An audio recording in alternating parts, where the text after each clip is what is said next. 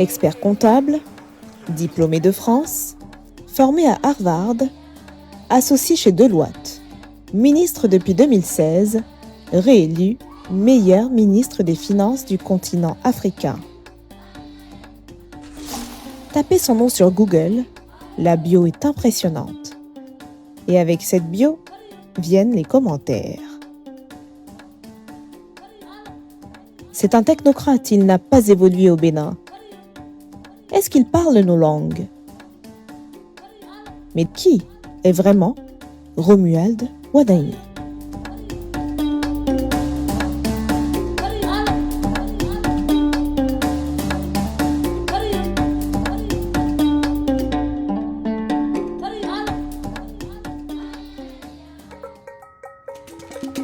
Avant les salles de conseil, avant les négociations internationales, il y a une enfance béninoise. J'ai eu ce privilège d'avoir connu Romuald en classe de CE2 à l'école de base groupe A, à Agla, à Cotonou.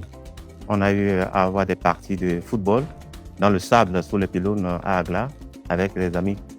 Romuald avait une longueur d'avance sur le plan d'intelligence sur beaucoup de ses pairs de la période.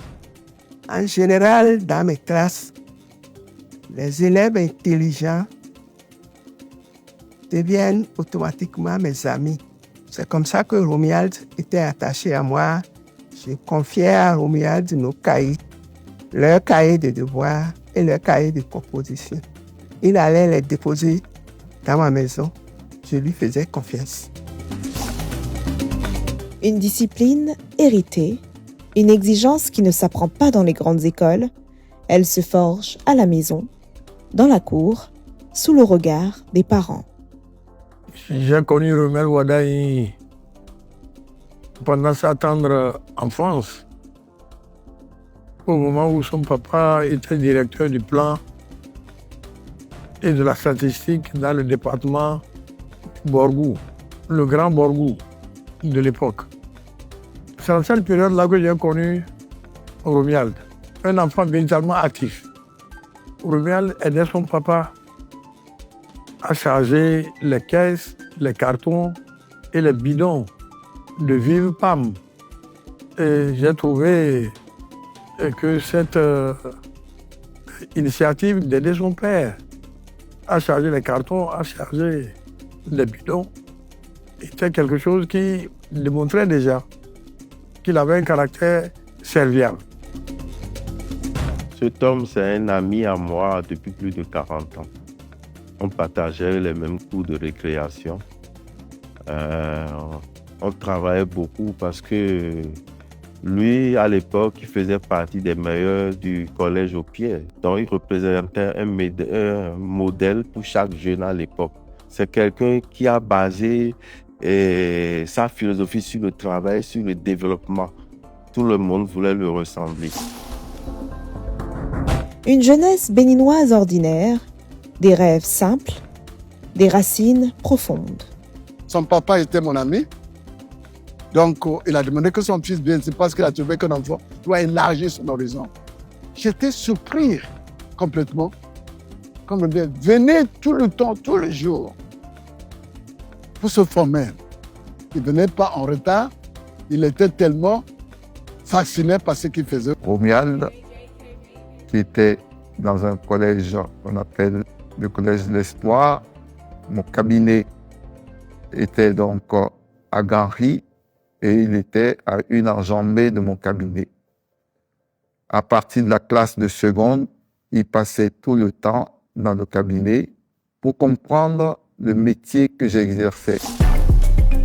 À 17 ans, il regarde vers l'horizon, non pas pour fuir, mais pour revenir plus fort. Il a réussi son bac mention très bien, un bac série C. Un jour, il est venu me voir pour me dire, à ma grande surprise, que papa l'avait inscrit à Lyon pour être ingénieur statisticien comme lui. Très grande surprise. Et je lui demande, qu'est-ce que tu veux faire toi-même? Il dit, tonton, je vais être expert comptable comme toi. Il a été donc admis à suivre les cours à Grenoble. Et il s'est retrouvé, où c'était vraiment étonnant, dans un amphi de 120, 130 personnes, il s'est retrouvé le seul Africain noir parmi toute la classe française. Il attendait son prof qui allait arriver et d'entrée, il me voit rentrer dans la salle, très surpris.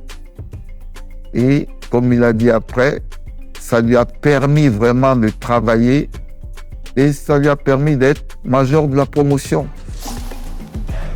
Il apprend à parler au marché, à structurer des économies, à négocier avec le monde, Deloitte, Harvard, les cercles d'excellence internationale. Il était très consciencieux. Il a commencé une carrière internationale quand, au niveau de Lyon, les responsables ont constaté qu'il pouvait faire encore mieux. Ils ont décidé de l'affecter à Boston,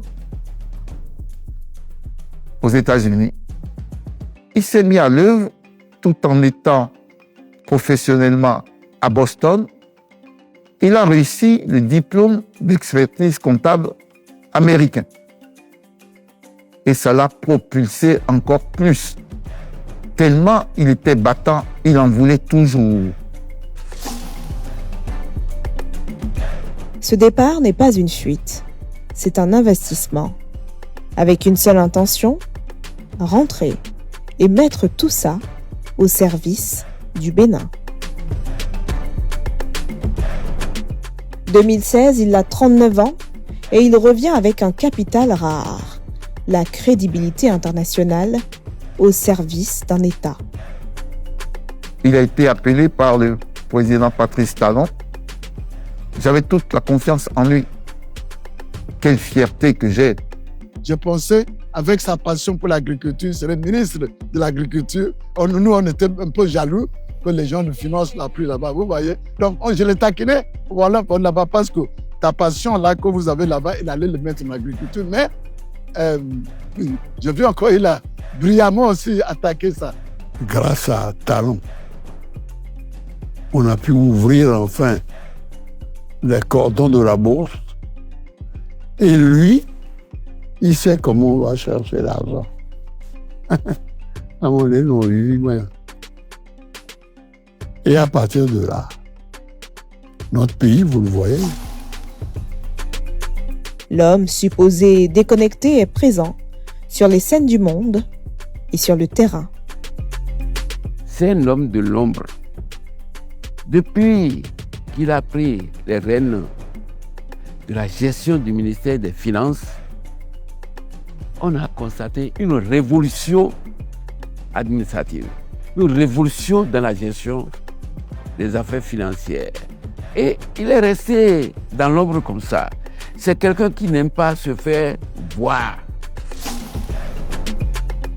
Ses collaborateurs le décrivent comme rigoureux, travailleur, exigeant. Mais derrière la rigueur, il y a des valeurs et des qualités que peu voient.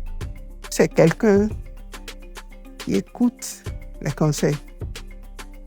Quand on lui fait des remarques, il les considère, il prend ça en compte pour mieux faire. C'est quelqu'un qui est d'une gentillesse silencieuse. Et puis il y a ces jeunes, ceux qui l'accompagnent discrètement, ceux pour qui il est, sans le revendiquer, un vrai mentor.